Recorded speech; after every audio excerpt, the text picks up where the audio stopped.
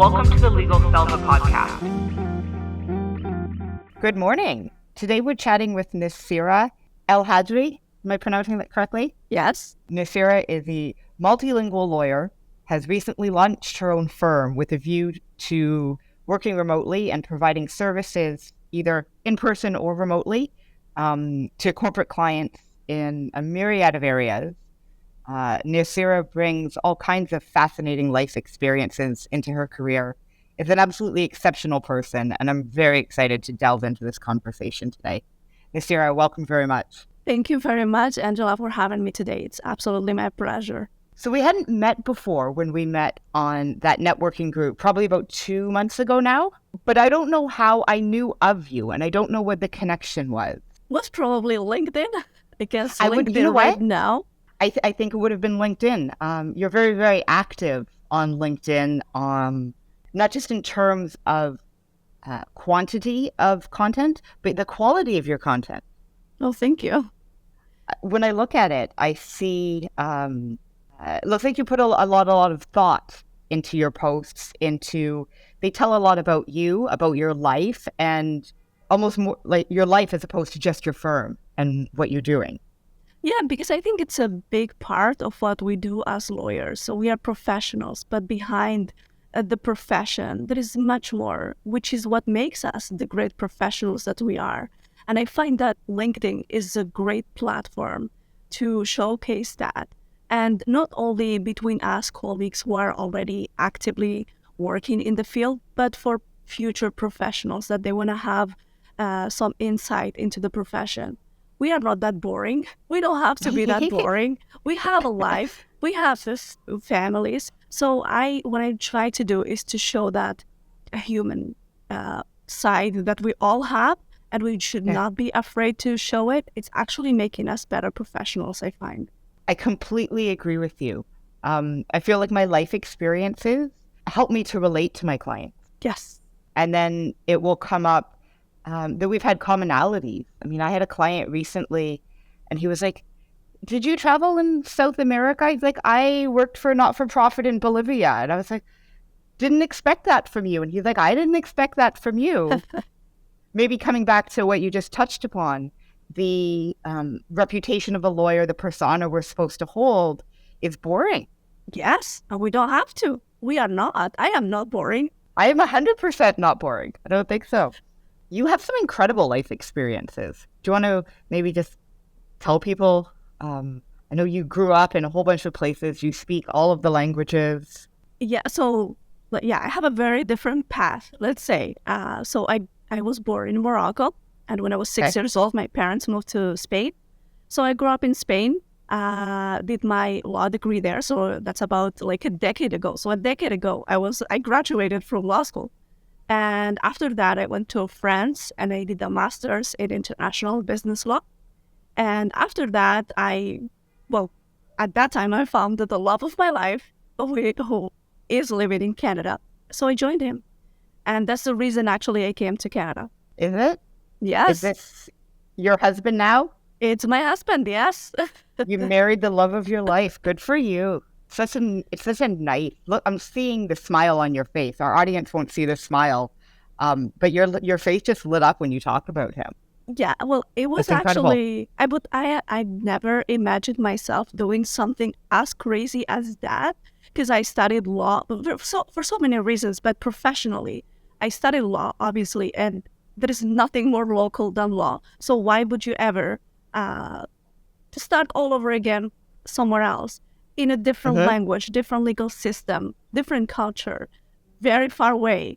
Yeah, so I was kind of crazy to do it, but I'm very happy that I did it. And my husband really sold it to me when he said, because I was trying to convince him to come to any country in Europe. It's like, anywhere, you choose. And he was like, no, you need to come to Canada because Canada is the best country in the world.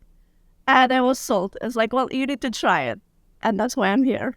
Is he Canadian? Is he from Canada? Or no, he's also Moroccan. He also came at a young age and he loved it. And that's why he stayed and he wanted to build a family here. And that's also the reason I'm here as well. I want to build my family here, yes. So let's touch upon, because I went through the same experience. you transferred law degrees from Spain and France through the NCA system. Correct. Which I also went through. I studied in Australia. So I don't know if it's a little bit more streamlined because of the Commonwealth. Also, my law school in Australia was about 1/3 Canadian. Yes. So they used to bring professors down from the Ontario schools. I think mostly because January in Australia is a lot better than January in Canada. That's not very hard to beat. It's not. But I found it crazy because when I applied, I think they initially gave me 8 exams, even though I studied law, one of my professors taught at Queen's and then just taught in Australia, 2 Canadian students. We used the same textbook he used at Queen's. I mean, and then they still wanted me to write the exam. Fine, because not fine, but I felt like I had no choice. Fine. You know, I had some exceptional debt built up after law school. So it's like, someone give me a job. Like, what area of law do you want to do? I'm like, the one that's gonna help me, you know, climb out of this hole at the moment. Yeah, like... How was your experience? Well, I am coming from a different legal system. So it's civil law against common law. As opposed to you, it's still same common law. And that's why you had the choice to challenge the exams as opposed to me. They asked me to go back to law school for at least 6 months or to do like about, I think it was 4 courses out of the 8 that they asked me to do. And, but I found it normal because the system is not the same and you need that exposure. And coming to a country just by you have 0 contacts. Who is going to hire you? That's question number 1. Who's going to give you a chance? I think going back to law school, in this case, I went to Osgoode and I did a master's in Canadian common law. So basically, it's law school condensed in 1 year. It gave me that place where I could connect with professors, with other people who were in the same situation as me. So I was able to access so many resources that made sure that I was going to be successful in the Canadian legal market. So coming from 0 to helping you succeed at a price, obviously. Sure. But I think for my experience, it was tough. It was very daunting. Like, I didn't know if I was going to succeed. I didn't know after putting all the money in if I was going to even make it. But looking at it where I'm standing now, obviously it made absolute sense. And I'm happy that I went through the process. But for people who are coming from a common law jurisdiction, basically the same system. So I don't know how many more exams you need to take to prove that, you know, if you're studying from the same textbooks. Like, I cannot imagine it. But it's crazy. I didn't get to challenge the exam. They said you have to write 8. I said, okay, fine. I divided them up as 4 and 4. I think it was, I don't know, a few months apart. And then after I wrote my first set of 4, out of the blue, they said, oh, no, we're changing yours from 8 to 4. But 2 of the ones they took away I'd already written. And my first thought, I was like, well, can I at least have my money back? Because I think the exams, they were a couple $1,000s each. Like, they weren't... Yeah, they're not cheap. They're not cheap. Remember, I was writing one of them, and the girl next to me must have been about 9 or 12 months pregnant. Like, she was huge, and she was sitting there. And I remember looking over, and I was like, well, you know, it's stressful. You're in some conference room at a hotel in Toronto, wherever they put us. I remember being a little bit uncomfortable, and I looked at her. I was like, ooh, she's got to be very uncomfortable, right? Like, she couldn't even sit up in the desk right. I was like, if she can do this, I can do this. So, same mentality. I have the same mentality. Yeah, put your head on straight, stop complaining, and just get it done. Yeah, so they changed that policy. That's the thing about the NCA. So the same thing when I was doing mine, they asked me to do 9. And then all of a sudden they changed it and they reduced one of it was business organizations actually that they took off. Yep. And I was lucky that I did not take it. But people who had taken it and they took it off, they were in the same position as you. They still had to do the other ones. Yeah, it was. And you're right. No, actually, after law school, I came back here. I wrote my NCA exam. No one wanted to give me a job. That was the order as well. I had this debt. I ended up going to Asia and teaching English for a year because I was able to knock off 1/3 of my debt in 1 year. And then all the payments became very manageable. Yeah. I moved to South Korea for 15 months. It's a good deal. The company flew me over. I worked for a private school. after a few months, I ended up taking a contract. It's actually working in a law school in South Korea, teaching English to the law students. Wow. You see, not that many people can say that. As you know, as a lawyer, as a professional, that you have that background, like that is very unique. And that's one of the things that really draw my attention to your profile. I'm like, oh my God, I need to talk to her. It was very similar. We did have the same mentor for a little while, years apart, but same person. We'll be talking with shortly. You mentioned that going back to Osgood gave you the ability to make connections, and that how important was that, and was mentorship and finding people that you could either look up to or know that you could turn to?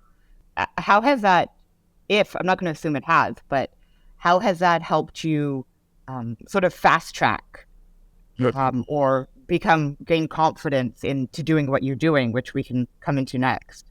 Yeah, so having access to the resources of the university, so starting from the library to the professors that you can go to and ask questions and follow-up questions, and ask as many questions as you need. I am that kind of person who has lots of questions. So having that resource, I loved it.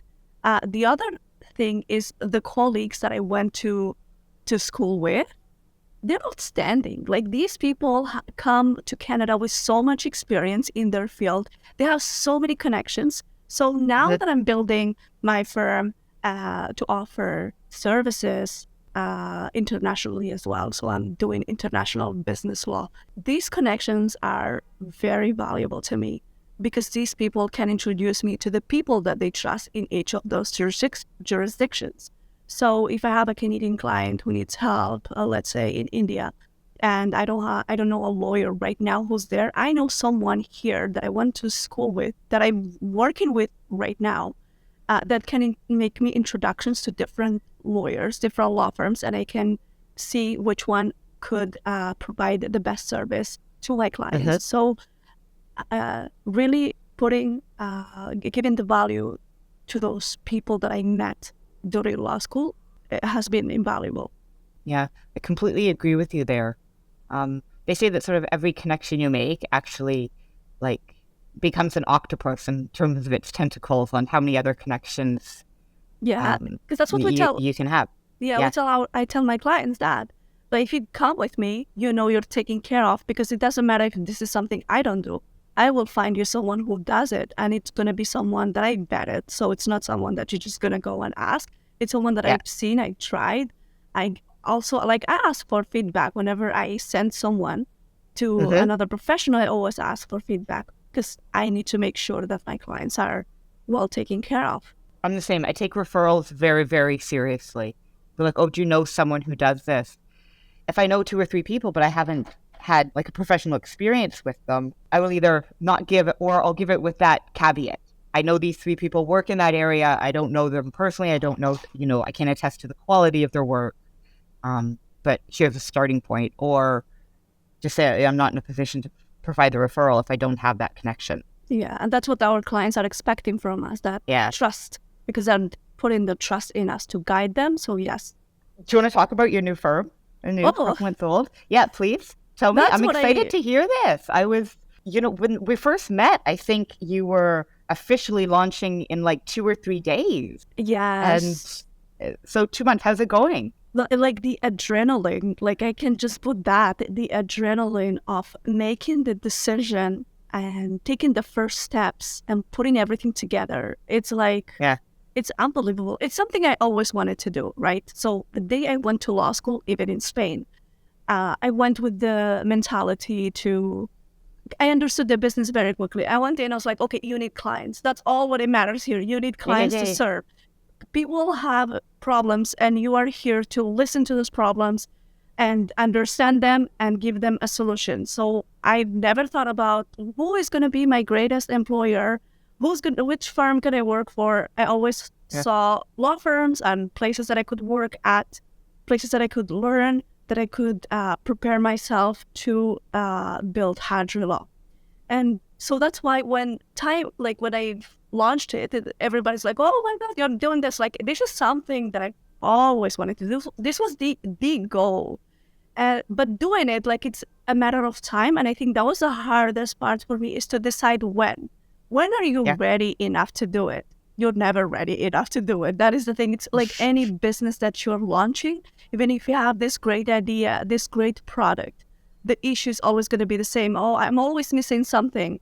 I have to say that my husband is a big fan of me and what I do and my work. I also have great friends, great family. I also have great clients that they are behind me saying, yes, absolutely. Like, we would love to go wherever you go. We are with you. So these are the factors that are behind me. I have a great mentor as well. He's like, whenever you're in doubt, look behind you. I am there behind you to support you. So all of these factors came together, and I finally looked ready, and I said, this is the time for me to do it. And I launched Hadri Law, and I was very excited. I'm still very excited. So it's since March. So it has been a couple of months now. Yeah. So just putting everything together, putting the system in place for when you have clients, that you can do the actual work as opposed to worrying about the administrative side of things. So I wanted to take care of that first. So that is already done. So now I am taking on new clients, and very excited to do the legal work, but at the same time, very excited to grow the business side of things. So I love doing business development. I love talking to people. They always said, they told me, like, before leaving, they would say to me, it's a very lonely path, being on your own, being a sole practitioner. And that's not true. Like, since I left my old firm and started my own, I've been talking to people, like, at minimum 2 people in a day. Like, that is crazy. I've never been as much in touch with people as I am right now. Even if I was at a busy and mid-sized law firm, I've never been this active. The whole experience is just, to me, it's the adrenaline, as I said before. So I'm still running on it. You jumped Faltaste, see? Yes. We can switch this to Spanish at some point if you want, but whenever you want. Yeah. I'm there. I'm getting there, but I'm not quite there. So no, you will. Because the best thing, like, from experience, right? Speaking Arabic, Spanish, Catalan, French, and English, the way how I learned these languages is not by textbook. It's because I lived in each of those countries. Yeah. I recently I went to Mexico City for a couple months, and just got thrown in because I traveled through Mexico before, but there's always either you're English, you're with foreigners, or you're meeting locals, but they want to practice their English with you. So you start to go into Spanish, and then all of the responses are in English, so you go with it. But being in Mexico City was completely different, because one, a lot of places there was no English, which was fine. One of the reasons I went and what I was expecting. But they didn't care about practicing their English with me. They were either so good they didn't need to practice, or they had no interest. Oh. So it was a lovely, lovely experience. I found a nice wine bar at the corner near where I lived, met the woman who ran it, who is such a superstar. This woman operated this business, and started a women's group that every Thursday night we all met there and had wine, and she made the most beautiful food and had conversation. I was only one of 2 foreigners. The other girl was Australian, but had lived in Mexico City for 5 years, so her English or her Spanish was great. And 2 of the Mexican ladies in the group were lawyers as well. So we kind of had conversations, we're female, we're in Spanish. Their English was perfect. They definitely didn't need the practice. So they included me, and they were patient with me because I've gotten conversational, but it's going to be a little bit slower. I need to pause, and I'm still at the stage where I have to think about what I'm saying, and I'm going to listen to what you say and have to process it in my mind first. So the pause. Yeah. No, and you learn by needing it. Like, if you are there, everyone is speaking Spanish, you feel that urge, is like, oh my God, what are they talking about? I need to learn. What is that word? And you start, like, it's curiosity. Absolutely. Where I got switched is the amount of slang. I mean, I know we have phrases in English that are like our slang words, like, they jumped ship. What would it mean? There was no boat. I'm like, if you take it literally, I'm like, oh no, it means like they quit. They're not doing it. We have that. But I feel like Spanish has so much more. Yeah, I again think often because it's natural to me, but in English, like I'm from the other side of things. English is like, it's confusing when it comes to those, to the slang as well. Yes, it took me a while to learn that it's not literal.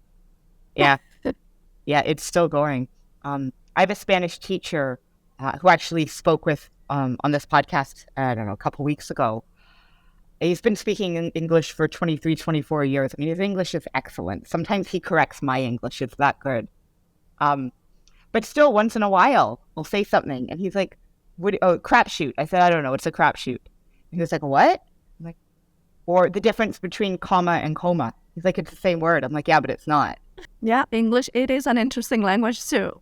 Kind of fascinated because I think languages tie in just sort of general communication. I was speaking with some friends recently and they talked about, it's weird that like we make a sound with our mouth and associate all these different meanings to it. Like if you kind of break it down, I don't know. It was an interesting comment. We sort of went down the rabbit hole on, just by like changing the shape of your face, you get a different sound, and through that you can convey emotion or intention or fear, anger, like everything. Oh wow, that's so interesting. Like never put it in practice, but yeah, I see why. I see, yeah. I know that you mentioned that your aim was to have a remote-based firm, but you do have office space. I also saw that recently. Am I mistaken? Yeah, no, my office is at the First Canadian Place in downtown Toronto. Okay. So I'm ready to meet any clients, and that's the beginning of the business. So with my corporate clients, what happens is you need to build a trust relationship with the client first. They need to see you. They need to know you. Absolutely. I love meeting my clients. I love going into their place of business. I love to see them in action. But as soon as that relationship is built, usually the client is busy. Is busy making money. Is busy producing. So you don't need to go to the client that often, or the client doesn't need to see you that often. So that's why I'm able to build a remote practice for that reason, because it works. But the other one as well is as an international business lawyer, the same way I nurture my network, people that I work with in Canada and the United States, I need to go to other places to as well make sure that I nurture those connections as well. So, for example, I'm building a network in South America. Also, I have a network in Europe and also in Africa. So my clients are covered in all of those markets. So whenever they need something, I understand how those countries work, but at the same time, I have someone in each of those countries. So I'm being clients, like even from Spain, they know I'm in Canada and they still come to me for questions, whatever, like, do you know a lawyer who's doing this in Madrid? And absolutely, I know so many people that I'm able to connect them. So that's why I need to go to those places, because my practice as a lawyer is not office-based. My practice is to be around, is to be everywhere, and being able to be everywhere does not prevent me from doing the work. It actually makes me do the work better. So I'm a better lawyer for that. I completely agree with you on all of that. I was general counsel for about the first 6 years of my practice. We worked with a number of small businesses. Their need for lawyers didn't warrant having a full-time counsel, but they wanted the same consistency whenever something did come up. There'd be months that I'd be talking to them 4 times a day if there was an issue going on, and then 2 months that, there was no contact. But I was in every single one of those businesses. I'd say at least once, one of them, probably at least, 1,000 times it felt like.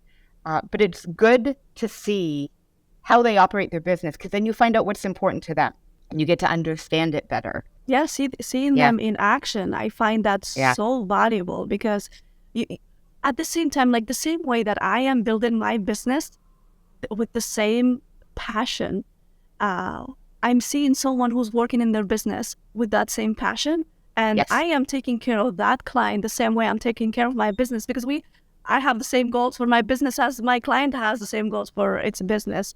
So I see myself as a big player of contributing to the success of a business. And that is what I'm trying to do, right? Sometimes business lawyers are referred to as the anti-business lawyers, because we're always like, you can do this, you should not do this, this is not going to work. And it's just the way we communicate. And I think that is something we're we so need to change. risk-averse. Yes. Yeah. Yes, we need to make sure that everything is covered, and we're always thinking about the worst case scenario.